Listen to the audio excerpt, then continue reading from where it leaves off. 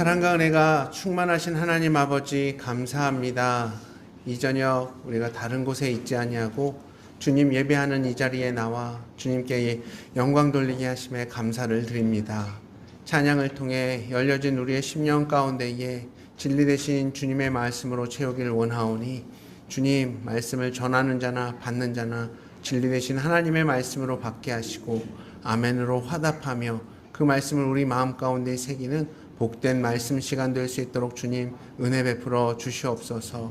시작하는 시간입니다. 마치는 시간까지 사탄막이 틈타지 않게 하시고 오로지 주님 홀로 영광 받아주시는 복된 예배 자리로 주님 우리를 인도하여 주시옵소서. 이 모든 말씀 살아계신 예수님 이름으로 기도드렸습니다. 아멘. 우리 성도님들 지난 3일 동안 잘 지내셨죠? 예, 반갑습니다. 어제는 영남 목회자 친교회가 저희 교회에서 있었습니다. 네. 한 20분 이상의 목사님, 사모님들이 모여서 함께 또 예배 드리고 또 사업회의하고 점심 식사하는 그런 시간들을 가졌고요. 무엇보다도 우리 또 오윤정 자매님이 이렇게 귀한 간식으로 또 섬겨주셔서 또 풍성한 친교회가 될 수 있었습니다. 기도해 주신 우리 성도님들 너무 감사하고요. 또 원로 목사님께서 말씀 전하셨는데 또 그 말씀이 또 우리에게 큰 힘이 되고 또 복된 귀한 시간이었습니다. 네, 기도해 주셔서 감사합니다. 또 오늘 이제 요한복음 시리즈 이제 마지막 시간인데요. 이제 덜 부담스러우실 것 같습니다. 네, 마지막인데 오늘 일독하신 우리 성도님들 계실까요? 아, 좋습니다. 아, 좋습니다. 네, 성민 사모 드디어 이제 또 일독했네요. 마지막이라고. 아니, 요한복음만 빼고 읽는 것 같아요. 진짜 요한복음 좀 읽으라고 이렇게 요한복음 빼고 뭐 다른 것만 읽던데 마지막은 딱 읽은 것 같습니다. 감사합니다. 다음 주부터는 이제 아직 기도하고 있습니다. 어떤 말씀으로 우리 성도님들과 나눌까? 숙제는 어느 정도로 내드려야 될까? 네, 분량은 적당히 조절해서 부담스러우시지 않을 정도로 내드리도록 하겠습니다. 오늘 함께 나눌 하나님의 말씀 요한복음 21장 1절에서 14절 말씀입니다. 요한복음 21장 1절에서 14절 말씀이고요. 1절부터 교독하도록 하겠습니다. 마지막 14절 말씀은 한 목소리로 읽겠고요. 자, 21장 1절입니다. 그 후에 예수께서 디베리아 호수에서 또 제자들에게 자기를 나타내셨으니 나타내신 일은 이러하니라.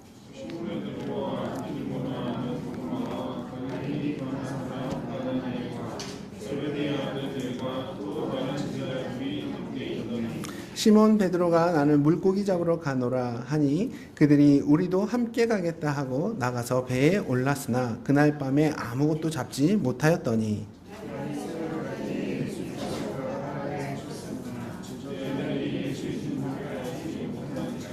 예수께서 이르시되 얘들아 너희에게 고기가 있느냐 대답하되 없나이다.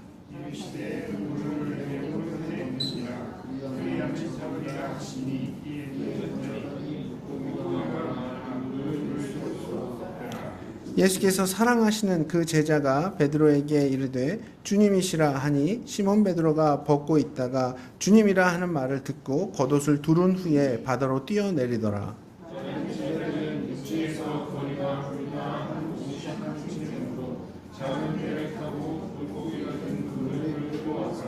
육지에 올라 보니 숯불이 있는데 그 위에 생선이 놓였고 떡도 있더라. 시몬 베드로가 올라가서 그물을 육지에 끌어올리니 가득히 찬 큰 물고기가 153마리라 이같이 많으나 그물이 찢어지지 아니하였더라.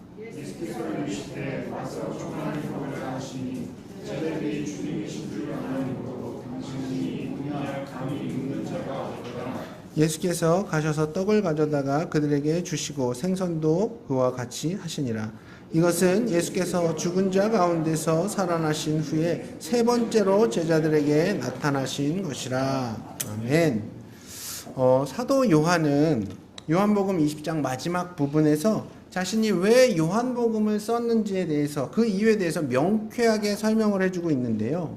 요한복음을 보면 가나 혼인잔치에서 물을 포도주로 만드신 그 표적을 시작으로 해서 여러 사건들이 계속해서 이어지고 있는데요. 그러면서 예수님이 하나님의 아들이라는 이 복음이 점점 더 명확해져 갑니다. 그렇게 그분은 인류의 모든 죄를 짊어지고 화목제물로서 십자가에 죽으셨고 3일 만에 부활하셨어요. 가장 예수님의 부활을 믿지 못했던 도마까지도 예수님을 나의 주님이시라고 하나님이시라고 고백하면서 요한복음의 감동은 절정에 다다랐죠. 그러면서 20장 마지막에서 예수님이 요한복음에 나오는 이런 표적 외에도 수많은 표적들을 행하셨지만 그 가운데 몇 가지만 선택해서 요한복음을 기록했고, 그 이유는 첫 번째, 예수님이 하나님의 아들이심을 알게 하고, 두 번째, 우리로 하여금 그것을 믿고 또 영원한 생명을 얻게 하려고 이 복음서를 썼다고 밝히고 있습니다. 그러면 요한복음은 20장에서 끝나도 되는 거예요. 보통 글을 쓸 때 보면 결론 부분에 가장 중요한 말을 하고 딱 글을 마치지 않습니까? 근데 요한복음은 20장이 끝이 아니라 21장까지 이어지고 있죠. 뿐만 아니라 오늘 본문은 갑자기 제자들이 디베리아 호수, 그러니까 디베리아 호수는 갈릴리 호수랑 똑같은 곳입니다. 다른 명칭이기도 한 거예요. 그러니까 그 갈릴리 호수에서 물고기를 이렇게 잡는 장면이 나오잖아요. 이런 상황이 좀 생뚱맞지 않습니까? 연결이 좀 안 되는 것 같기도 하고. 그래서 요한복음을 연구하는 많은 학자들은 대부분 자유주의 신학자들이긴 한데 21장 전체가 사도 요한이 쓴 게 아니라 나중에 다른 사람에 의해서 쓰여진 게 이렇게 편집되어졌다, 붙여졌다라고 이렇게 주장을 하거든요. 하지만 이런 자유주의 신학자들의 주장은 틀린 거예요. 요한복음에 21장이 있어야 하는 이유는 분명합니다. 보세요. 지금 제자들의 믿음은 가장 밑바닥까지 내려와 있는 상태예요. 예수님을 따라다녔던 지난 3년 동안은 그들의 믿음이 거의 최고조로 올라가 있었죠. 제자들 스스로가 귀신도 내쫓고 어떤 능력도 베풀면서 아주 성령 충만하고 믿음이 꽤 있었던 것 같은데, 정작 예수님의 그 십자가 앞에서는 다들 예수님을 버리고 도망갔잖아요. 그때 제자들의 믿음은 크게 요동쳤고 아주 그 믿음이 바닥까지 내려갔던 겁니다. 이런 상황 속에서 요한복음 21장은 흔들렸던 제자들의 믿음을 다시 세우고 제자들에게 맡겨진 그 사명의 자리를 제대로 인식하고 재정비하는 그 과정 속에서 반드시 필요한 부분이 되는 거예요. 그래서 예수님은 제자들의 믿음을 회복시키시고 그들에게 분명한 사명이 무엇인지 깨닫게 하기 위해서 21장에서의 이 사건들을 준비하셨고 기록하게 하신 겁니다. 마찬가지로 제자들에게 주시는 이 사명은 지금 우리 교회에게 주시는 사명이기도 한 겁니다. 오늘 본문을 통해서 교회된 우리가 예수님의 그 사명을 어떻게 발견하고 또 어떻게 이뤄갈 수 있는지를 함께 나눠보길 원합니다. 자, 오늘 본문 얘기를 하기 전에 먼저 배경으로서 여러분이 알고 계셔야 할 사건이 하나 있어요. 그게 뭐냐? 오늘 본문으로부터 약 3년 전에 똑같은 장소에서 있었던 일이었고 누가복음 5장에도 이렇게 기록된 이야기입니다. 예수님의 공생의 초창기에 있었던 일이에요. 예수님이 갈릴리 호수에서 베드로라는 어부의 그 배를 잠시 빌려서 그 배를 띄우고 예수님은 호숫가에서 그리고 육지에 있는 수많은 사람들을 향해서 하나님의 말씀을 이렇게 전하고 계셨어요. 그리고 그 옆에는 밤이 새도록 그물질을 했지만 그날따라 붕어 새끼 한 마리도 못 잡고 그저 빈 그물로 돌아온 베드로를 포함한 몇몇의 어부들이 그물을 손질하고 있었죠. 어부들은 몸도 고단하고 거기다가 물고기도 하나도 못 잡았으니까 마음이 얼마나 심란했겠어요. 그래서 옆에서 선포되고 있는 하나님의 말씀이 전혀 귀에 들어오지 않는 거예요. 그래서 그냥 대충 마감하고 오늘 빨리 퇴근해야 되겠다, 이런 신산으로 그물을 고치고 있었는데 그 옆에서 말씀을 전하고 있던 예수님이 베드로에게 다가오시더니 갑자기 깊은 데로 가서 그물을 던지라는 말씀을 하시는 거예요. 사실 평생을 어부로 살아온 베드로에게 예수님의 지금 이 말은 정말 말도 안 되는 조언이었지만 베드로와 그 일행들은 그 말에 순종해서 깊은 데로 가서 그물을 내립니다. 그랬더니 이게 웬일입니까? 그물이 찢어지도록 정말 많은 물고기들을 잡게 된 거예요. 베드로는 이 엄청난 일을 눈앞에서 실제로 보니까 놀랍기도 하고 일단 두려운 마음이 든 겁니다. 그래서 막 긴장하고 있었는데 예수님께서 무슨 말씀을 하셨냐? 이후로는 내가 사람을 취하리라 라는 엄청난 사명을 주시는 거 아닙니까? 예수님의 이 말 한마디에 거기에 있던 몇몇 어부들은 자신의 모든 것을 다 내려놓고 예수님을 따르기 시작했죠. 그분 말씀에 자신의 인생을 건 거예요. 그렇게 모여진 12명의 제자들은 3년간 예수님께서 하시는 놀라운 하나님의 사역들을 눈으로 보고 경험하면서 그들의 믿음을 키워나갔죠. 그렇게 제자들은 자신들의 사명이 무엇인지 조금씩 배워가고 또 이해해 나갔지만 복음서에 나오는 그들의 믿음은 여전히 미숙하고 자기중심적이고 또 예수님의 사역을 제대로 이해하지 못하는 모습이었어요. 그것을 증명이라도 하듯이 예수님의 공생의 마지막 사건은 그 마지막 사명이었던 그 십자가의 죽음을 바라보면서 제자들은 실족했고 그들의 믿음은 한순간에 완전히 무너지고 말았던 겁니다. 심지어 베드로는 예수님을 3번이나 부인하면서 마지막에는 그 이름에 저주까지 퍼부었죠. 하나님의 아들이시고 또 로마의 압제로부터 이스라엘을 구원해 주실 진짜 메시아로서 예수님을 믿었었는데 너무나도 무기력하게 로마 군병들에게 조롱당하시고 멸시당하시고 심지어 죽임당하시는 예수님의 그 모습을 바라보면서 제자들은 시리에 빠졌던 거예요. 하지만 부활하신 예수님이 다시 그들 앞에 나타나십니다. 그리고 부활하신 것에 대한 확신을 심어주시고 20장에서는 예수님께서 제자들에게 성령과 사명을 부어주세요. 우리 지난 설교 시간에 바로 이 부분에 대해서 함께 나누지 않았습니까? 여러분 다들 기억하시죠? 대답 소리가 그래도 마음 가운데는 다 새겨져 있으실 줄 믿습니다. 네. 자, 그러면 상식적으로 부활한 예수님을 경험하고 그 예수님으로부터 직접 사명을 받은 제자들은 이제 어떻게 해야 할까요? 우리 생각에는 그들이 바로 성령으로 뜨거워진 마음으로 전 세계 방방곳곳을 누비면서 복음을 전하고 예수님이 행하셨던 그 놀라운 표적들을 똑같이 행하면서 정말 놀라운 사역들을 이뤄갈 것 같은데 오늘 본문을 보면 제자들은 갈릴리 호숫가에서 물고기를 잡고 있는 이 일을 다시 하고 있네요. 이 장면, 제자들이 부활하신 예수님을 만나고도 갈릴리로 돌아와서 다시 어부 생활을 하고 있는 이 모습을 보고 어떤 이들은 제자들이 자신들의 사명을 포기하고 그저 자포자기한 심정으로 전에 하던 일, 이 어부 일을 다시 하고 있는 것으로 이렇게 해석하기도 하는데 사실 그렇게 해석하기에는 무리가 있는 것 같습니다. 왜냐하면 마태복음 28장 16절을 보면 부활하신 예수님께서 제자들에게 먼저 가 있으라고 이렇게 말씀하셨거든요. 지금 제자들은 자포자기한 심정으로 지금 갈릴리에 온 것이 아니라 예수님의 그 명령 때문에 갈릴리에 와 있는 거예요. 그런데 문제는 뭐냐? 자기들이 받은 사명이 아직 뭔지를 제대로 알지 못하고 있는 거죠. 적어도 예수님께 받은 사명이 물고기 잡는 건 아닐 거잖아요.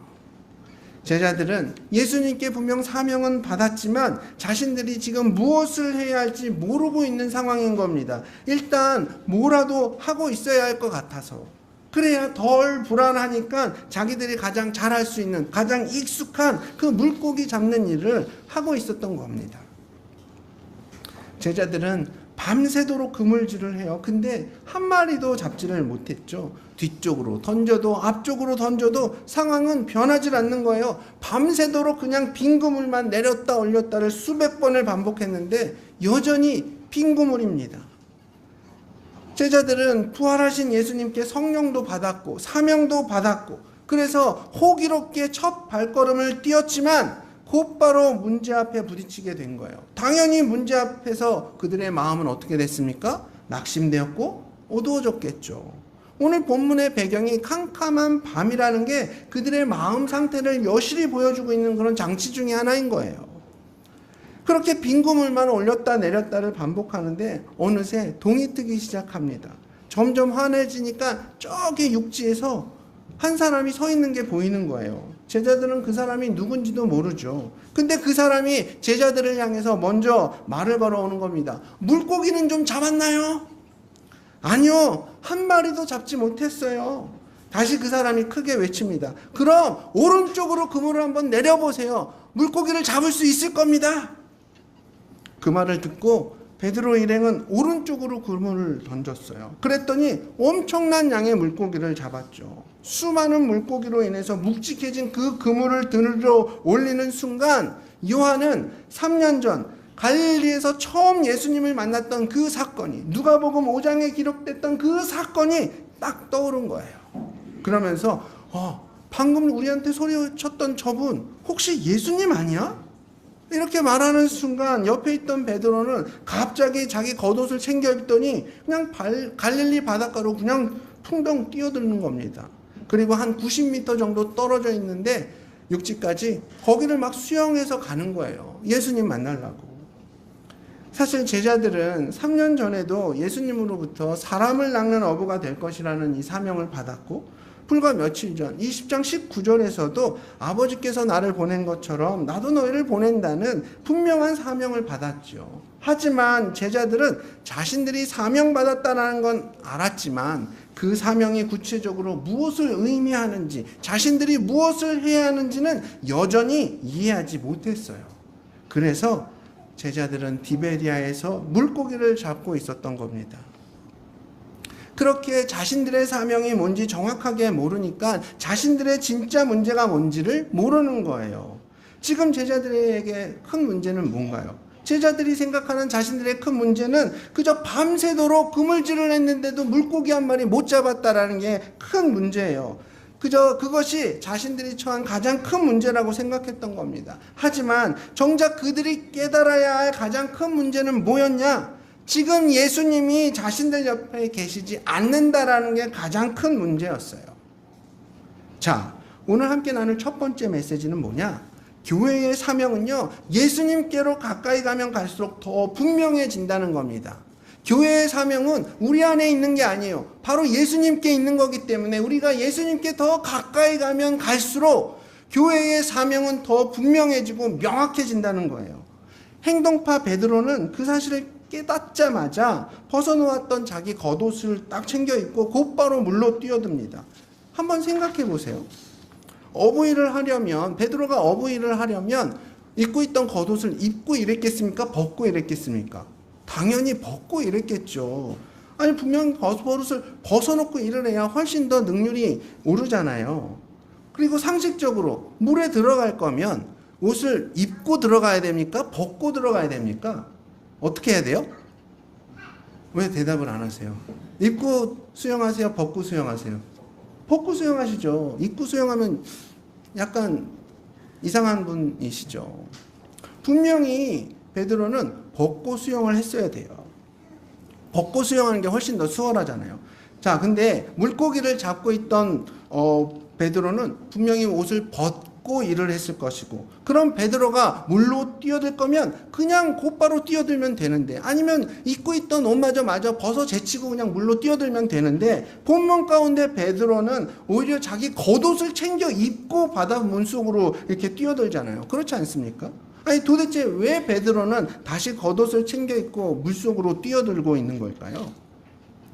바로 자신의 사명이 예수님께로 가까이 가면 갈수록 더 분명해진다는 이 사실을 순간적으로 깨닫게 된 거예요. 요한복음 15장에서 나는 포도나무여 너희는 뭐래요? 가지니 나를 떠나서는 너희가 아무것도 할 수 없다고 예수님께서 말씀하셨잖아요. 이 말씀을 기억하면서 베드로는 물고기를 잡고 있던 그 자리에서 자기 짐 다 챙겨서 예수님을 향해서 떠나가고 있는 거예요. 물고기가 아닌 영혼을 낳게 될 그 진짜 사명의 자리로, 예수님 옆자리로 지금 이사 가는 거예요. 이사 갈 때 짐 다 버리고 가지 않잖아요. 이사 갈 때는 짐을 다 챙겨서 가는 거잖아요. 예수님은 지금 이 사건을 통해서 우리에게도 동일하게 말씀하고 계십니다. 사명의 자리는 내가 서 있는 이곳이 아니라 바로 우리 주님이 서 계신 저곳이 우리의 사명의 자리가 되는 거예요. 우리가 인생을 살아가는 동안 수많은 문제들 앞에 서게 됩니다. 그리고 그것들로 인해서 고민하고 갈등하고 두려워하죠. 그러는 사이에 우리 삶 속에는 이런저런 문제들만 남아있고 정작 예수님과는 점점 멀어지고 있는 거예요. 이렇게 예수님과의 만남이 서운해지고 예수님과의 거리가 멀어진 인생들은 당연히 받은 사명이 희미해지고 도대체 내가 무엇을 위해 살아가는지도 모른 채 그냥 쉬지도 않고 앞만 보며 달려가는 거예요. 아니 뭐라도 하고 있어야 덜 불안하니까요. 수많은 인생들이 그냥저냥 뭔지도 모른 채 그저 신기루와 같은 돈을 따라서 명예를 따라서 어떤 목표를 향해서 쫓아가는 그런 인생을 살아가는데 엄청난 갈증 앞에서 몸도 마음도 축나고 있는 거예요. 그런데 더 황당한 건 뭔지 아십니까? 그렇게 노력을 해도 그 마음 가운데에 평안함이 없다는 거예요. 예수님이 없거나 예수님을 만나도 대충 만난 사람들의 삶을 보면 뭔가 다 갖추고 있고 목표를 달성한 것처럼 보이지만 그 마음 한구석에는 늘 공허해요. 그래서 또 다른 무언가를 찾게 됩니다. 그런 인생 가운데에는 만족과 평안함이 없는 인생인 거예요. 반면에 진짜 예수님을 만난 사람들은 어떠냐? 물론 그 인생 속에도 여전히 문제 있지요. 그런데 그 문제의 질 자체가 달라요. 그저 먹고 사는 문제, 내 안위의 문제, 자녀 문제, 취업 문제, 진급 문제, 뭐 이런 1차원적인 문제들이 아니에요.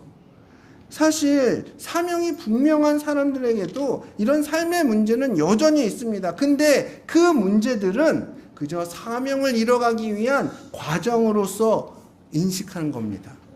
그래서 그 과정 속에서 문제보다 더 크신 예수님을 의지하게 되고 그러면 그럴수록 더 구체적인 사명의 자리, 예수님이 계신 그 자리로 나아가게 되는 거예요. 근데 여러분들이 기억하셔야 할 게 한 가지 있습니다. 예수님이 계신 그 자리는 어떤 자리냐? 더 낮은 자리, 더 희생하는 자리, 더 섬기는 자리예요. 사실 이 땅에 수많은 사람들이 예수님의 자리가 아닌 그저 더 높은 자리, 더 편한 자리, 더 섬김받는 자리, 이런 자리로 가기 위해서 예수님을 믿습니다. 근데 예수님이 계신 자리는 그런 자리가 아니에요. 예수님께서 계신 자리는 내 위치가 높던 낮던 그거랑 상관없이 늘 겸손한 모습으로 주변 사람을 세우는 자리고요. 편하게 있을 수 있지만 얼마든지 난 그래도 되지만 내가 오히려 더 희생하며 사람들을 섬기는 자리가 바로 예수님이 계신 자리예요. 저와 우리 성도님들, 우리 한 사람 한 사람이 함께 세워가는 교회는 주님이 주신 분명한 그 사명 위에 세워져야 합니다. 교회는 내 욕망이나 내 안위의 문제를 해결하는 곳이 아니에요. 그래서 교회는 예수님을 떠나서는 아무것도 할 수 없고 예수님이 없는 교회는 정말 아무것도 아닌 겁니다. 희미하게 그저 보일 듯 말 듯한 그런 사명 가운데 살아가면서 그저 세상 사람들과 구별 없이 살아가는 그런 인생들이 모여 세운 교회가 아니라 바로 예수님이 가신 그 낮고 좁은 길로 가는 진짜 성도들이 함께 세워가는 우리 울산 성서침례교회가 되기를 소망합니다. 그 영광의 길 위에서 예수님과 동행하시는 저와 여기 계신 우리 모든 성도님들 되시길 주님의 이름으로 축복합니다. 자, 이어지는 9절에서 14절을 보면 자신의 사명을 발견한 베드로는 베드로답게 어떻게 해요? 곧바로 그냥 물로 풍덩 뛰어들어서 수영을 했고 나머지 제자들은 어떻게 합니까? 잡은 물고기와 함께 배를 타고 예수님 앞으로 이렇게 나오죠. 여러분들은 어떻게 하시겠습니까? 베드로 스타일이십니까? 아니면 제자 스타일이십니까? 고고하게 그냥 나는 배 타고 가면 되지 뭐 저렇게 오버야. 저는 베드로 스타일인 것 같아요. 예. 기본적으로 수영을 좋아하고 노젓는 것보다 수영하는 게 재밌고요. 또 마음이 급하잖아요. 빨리빨리 해야 되고. 뭐 그런데 예수님 가까이에 누가 먼저 왔는지, 뭐 어떤 방법으로 왔는지 이것이 더 좋은 방법이라고 성경은 말하고 있지 않습니다. 중요한 건 뭐냐? 그냥 하나님이 주신 그 각자의 캐릭터대로 예수님께 가까이 나가면 되는 거예요. 자, 그러면 예수님은 제자들이 밤새도록 고기를 잡을 동안 뭘 하고 계셨을까요? 우리 오늘 보면 9절 10절 말씀 함께 읽겠습니다. 시작.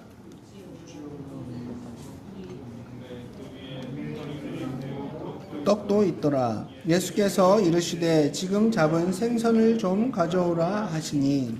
아멘. 지쳐있을 제자들을 위해서 몸을 녹일 수 있는 숯불을 피워 놓으셨고, 예수님은 그들의 굶주린 배를 채울 수 있는 생선과 떡을 준비해 놓으셨어요.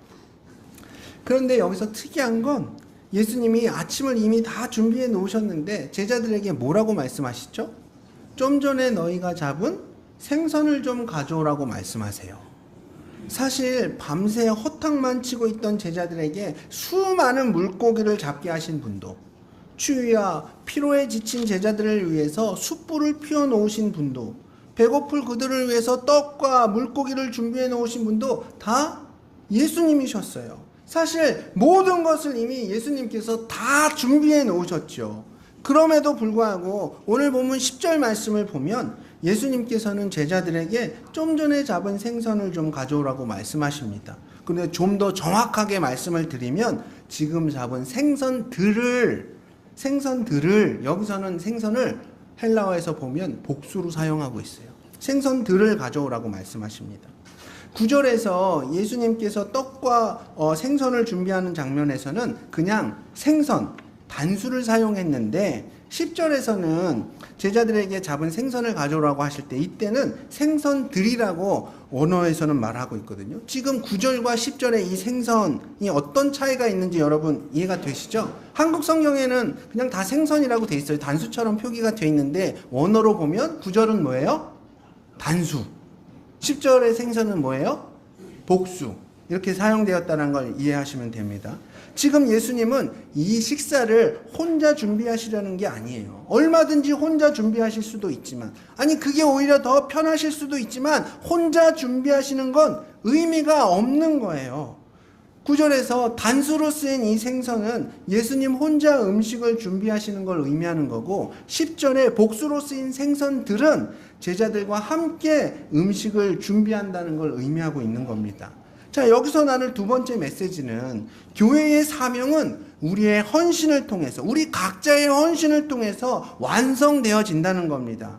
자, 예수님을 통해서 더 분명해진 교회의 사명은 어떻게 완성된다고요? 우리 각자의 헌신을 통해서 완성이 된다는 거예요.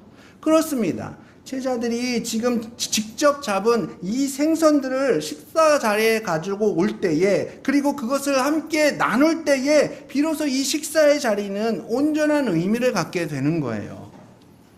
예수님께서는 이미 자기 피값으로 교회를 세우셨고 그 교회를 통해서 이루시고자 하는 주님의 수많은 일들을 다 정해 놓으셨어요. 지금도 우리를 그 길로 이렇게 이끌어가고 계십니다. 하지만 그 사역 가운데에 우리 담임 목사님을 부르셨고, 저를 부르셨고, 우리 집사님들을 부르셨고, 우리 성도님 한 분 한 분을 부르셨어요. 그리고 이 교회의 사명을 나누어 주셨습니다.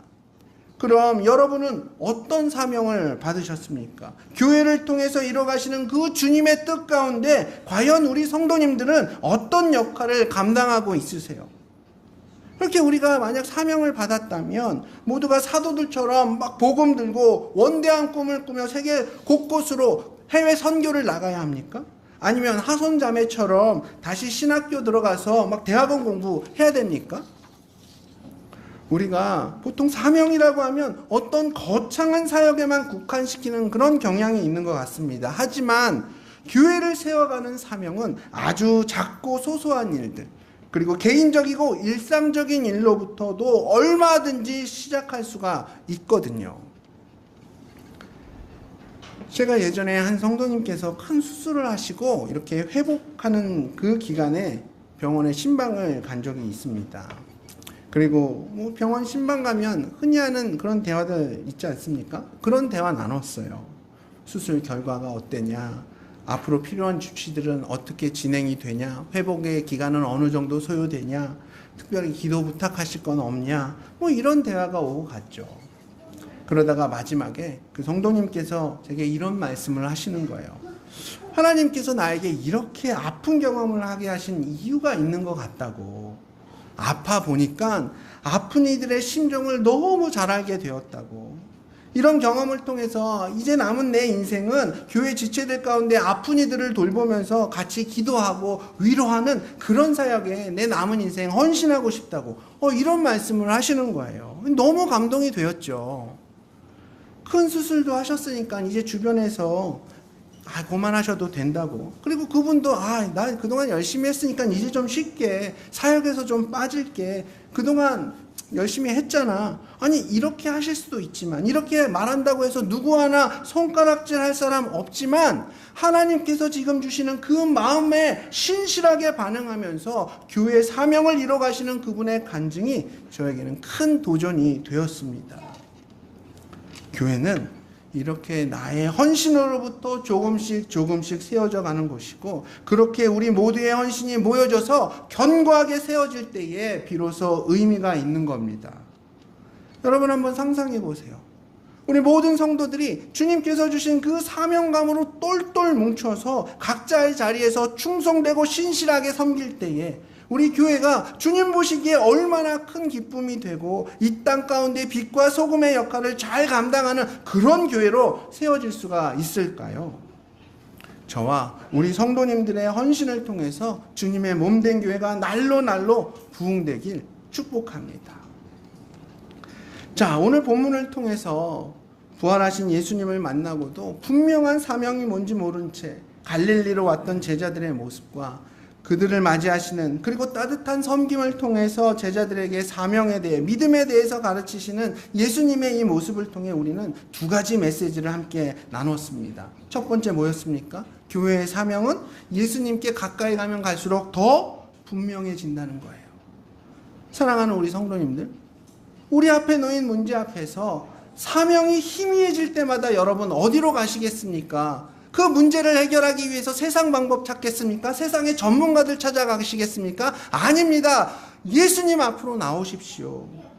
예수님께 더 가까이 나오셔야 돼요. 그럴 때에 교회의 사명은 더욱 분명해지고, 그 사명을 이뤄가는 과정 가운데 문제보다 더 크신 예수님께서 우리의 문제들 모두 해결해 주실 줄 믿습니다. 두 번째 뭐예요? 더욱 분명해진 교회의 사명은 뭐를 통해서요? 우리 각자의 헌신을 통해서 완성되는 겁니다. 예수님께서 모든 것 다 준비해 놓으셨고 혼자서도 얼마든지 이루실 수 있지만 우리의 헌신이 없다면 그 사역은 의미가 없습니다. 저희 집에서 이렇게 요리를 하거나 청소를 할 때 섣불리 제가 끼어들 수가 없습니다. 끼어들면 오히려 방해된다고 성미사모가 싫어해요. 그래서 저는 집에 들어가면 늘 소파에 앉아 있습니다. 근데 눈치 없이 또 늘 앉아있기만 하면 또 잔소리를 들어요. 한번 버럭하면 또 깨갱하며 바로 설거지를 합니다. 중요한 건 뭐냐? 교회 사역은, 집안일은 잘하는 사람이 하면 돼요. 그러나 교회 사역은 모든 성도들이 함께 이뤄갈 때에 의미가 있는 겁니다. 그럴 때에 교회는 더욱 견고해지고 더욱 완전해지는 겁니다. 오늘 이 말씀들을 기억하시면서 우리 각자의 자리에서 예수님과 동행하시고 더욱 분명해진 사명 앞에 헌신하시는 저와 우리 모든 성도님들 되시기를 축복하며 오늘 말씀을 마치도록 하겠습니다.